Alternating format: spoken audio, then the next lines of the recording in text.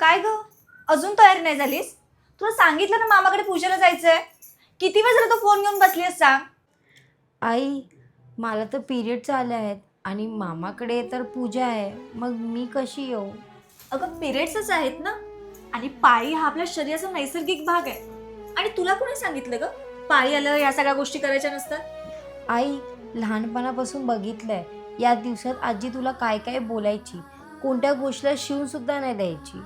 अगं तेव्हाचा काळ वेगळा होता, आत्ताचा काळ वेगळा आहे. आता त्यासाठी आपल्याकडे कितीतरी ऑप्शन्स आहेत. कम्फर्टेबल पॅड्स आहेत, कप आहे, रिलीफसाठी कितीतरी ऑप्शन्स आहेत. मग तरी सुद्धा जुन्या विचारातच अडकून राहायचं का?